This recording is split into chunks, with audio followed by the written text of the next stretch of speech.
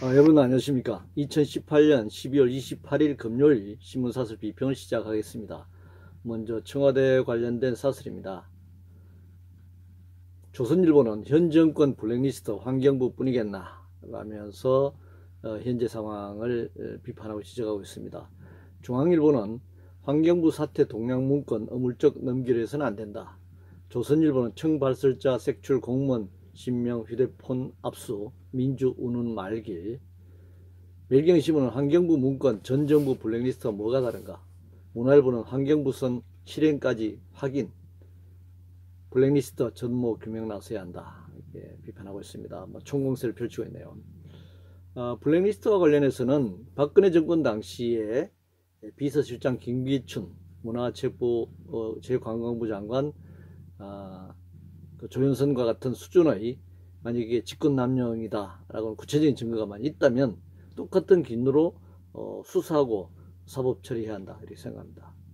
방송과 관련해서 조선일보는 친정부 지상파엔 선물 주고 종편은 발목 잡고 제목의 사설에서 지상파 방송사가 정권 홍보 방송으로 전락했다.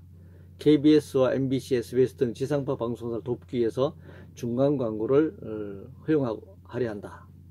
동아일보는 종편 때리며 지상파 민원 해결사 자청한 기울어진 방송통신위원회라면서 비판하고 있습니다. 만약에 종편 특혜는 폐지하면서 공영방송 중간광고를 만약 허용한다 이러면 당연히 공영방송에 대한 특혜로 미칠 소지가 있고 불공평한 방송통신정책으로 비판받을 수밖에 없다고 생각합니다. 그래서 종편에 대한 특혜를 만약 폐지해야 한다면 공영방송에 대한 중간광고나 이런 걸 허용해서는 안 된다고 생각합니다. 협동조합 관련해서 지금 협동조합이 엄청나게 많이 만들어졌습니다. 협동조합법이 바뀌면서 그렇게 됐죠. 한국경신문은 사업체 아닌 사회운동단체 협동조합 방치해서는 안 된다 라고 비판하고 있는데, 정부가 특정 단체 시혜적으로 정부 재정의 예산을 지해주는 방편으로 협동조합을 활용하고 있다라고 하면 이건 굉장히 문제라고 생각합니다. 그래서 이런 방식보다는 그런 예산이 있다면 보편적 복지로 지출해야 한다고 생각합니다. 자기 정권이나 또 중앙정부나 지방정부 다 마찬가지입니다만 그 정부의 우호적인 단체에 특별하게 특혜적인 시혜적인 그런 지원 예산지 지원은 안 된다고 생각하고요. 보편적 복지로 예외를 막론하고 또 이 정치적 입장을 막론하고 국민들에게 보편적 복지를 지출해야 한다. 교육의 예산으로 더 들어가든 의료가 됐든 주택 문제가 됐든 연금 문제가 됐든 이런 보편적 복지로 지출해야 된다고 생각합니다. 실업률이 청년 실업률이 굉장히 높아지고 있죠. 실질 실업률은 실제 통계보다 2배, 3배 이렇게 높게 나타나고 있습니다. 중앙일보는 청년 보기 부끄러운 취약의 대졸 실업률이라는 제목의 사설에서 소득주도 성장 정책이 대졸 청년 실업률을 더 악화시키고 있다 이렇게 주장하고 있네요. 문화일보는 대졸자는 취업 한파, 경비원은 해고 칼바람이라는 제목의 사설에서 최저임금 과속 인상이 이런 결과를 낳고 있고, 규제에 막혀 서비스업 신산업 분야에서 고용이 창출되지 못한 탓이다 이렇게 지적하고 있습니다. 근데 계속 반복해서 주장하고 있습니다만 실업률의 원인은 경제위기와 저성장 문제죠. 한국의 경우에 구체적으로는 내수시장이 침체함으로써 영세 자영업자들이 몰락하는, 그리고 수출 중국과 미국의 무역전쟁 문제도 있지만 전지구적 경기 불황이 수출에 있어서 굉장히 어려운 측면, 이런 것들이 이제 원인인데, 사실 근본이 그런 현상의 근본 원인 자체도 결국 자본주의 체제 자체가 안고 있는 문제라고 생각합니다. 자본주의 체제가 존재하는 한 그런 문제는 계속 반복될 수밖에 없겠죠. 호황과 불황이 계속 주기적으로 반복되면서 불황 시기에 실업률이 급격하게 높아지는 것은 당연한 자본주의 역사에서 계속 반복되는 현상입니다. 그러면 현 시점에 단기적으로 자본주의 체제를 해소할 수 없다라고 한다면 현재 상황에서는 최저임금을 깎고 규제를 폐지한다고 해서 실업률이 해소될 가능성은 없습니다.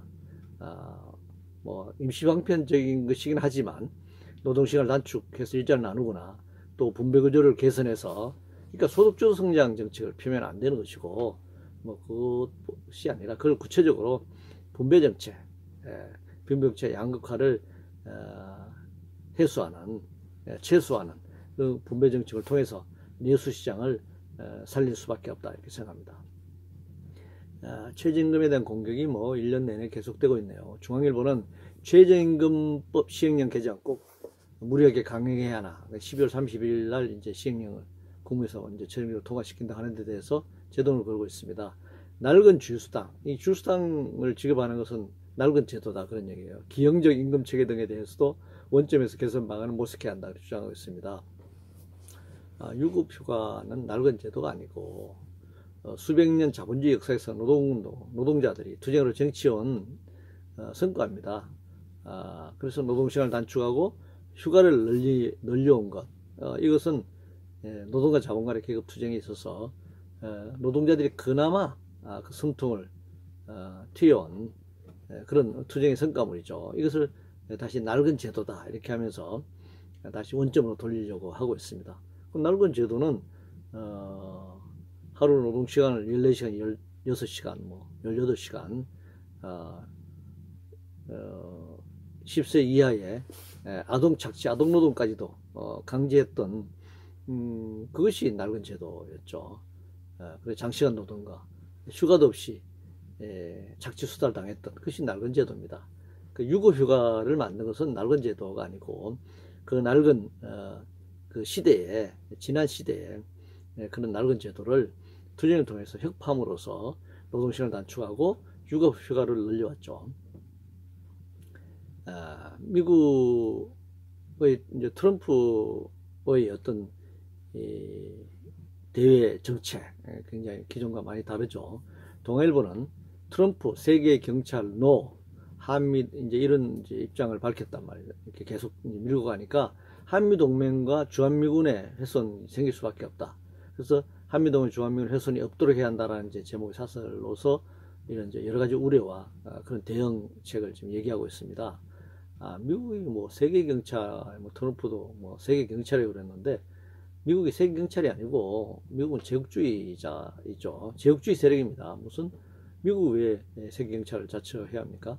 결국 힘을 가진 패권, 제국주의 국가의 침략과 지배였죠. 그래서 미국 스스로 이제는 그 제국주의 군대를 파병하고 또 주둔하고 유지할 수 없을 정도로 굉장히 어려운 지경에 빠져 있습니다.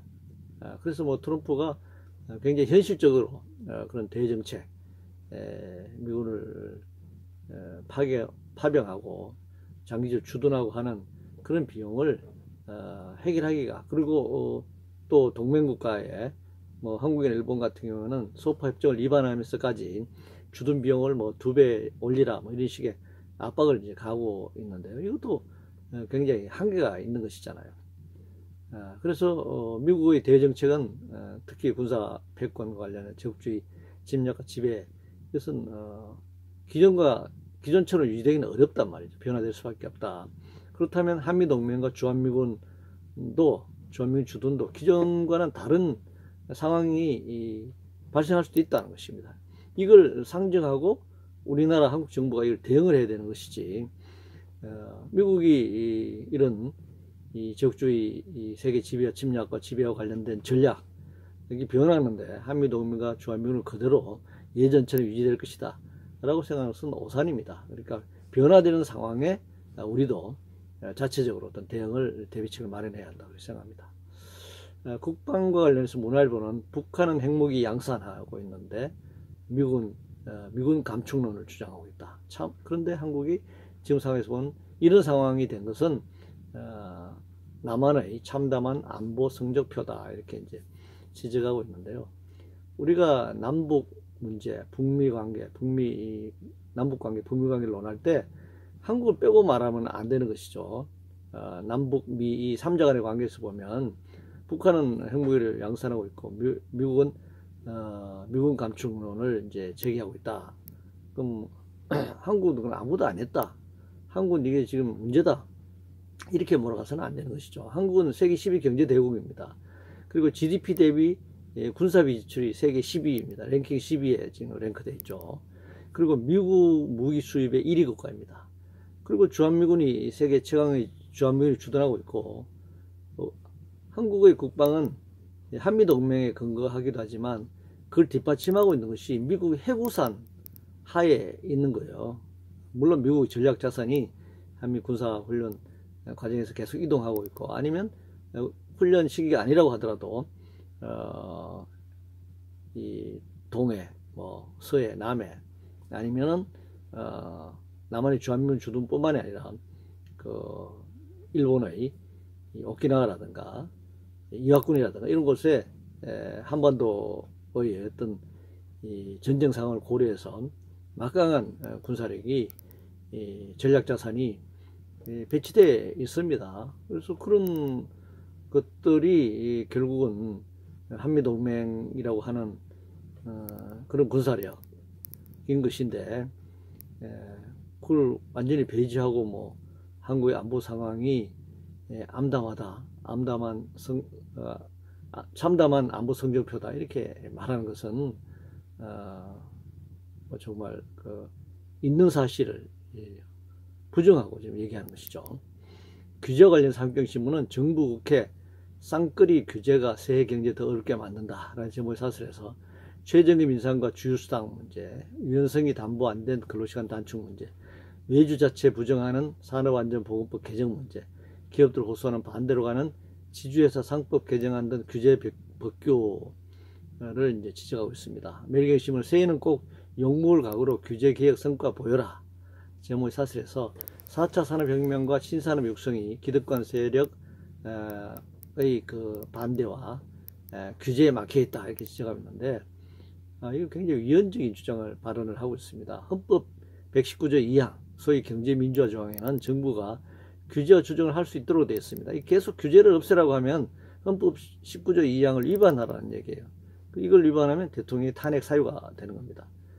경제가 어려운 것은 규제 때문이 아니죠. 그럼 이제까지 경제가 고도로 성장하는 것은 그 많은 규제가 있었는데 어떻게 성장을 했습니까? 규제 때문이 아닙니다. 자본주의 모순이 가장 근본적인 이유죠. 그래서 규제를 풀면 풀수록 자본주의 공황이 더 깊어지고 있다는 사실을 여실히 보여주고 있습니다.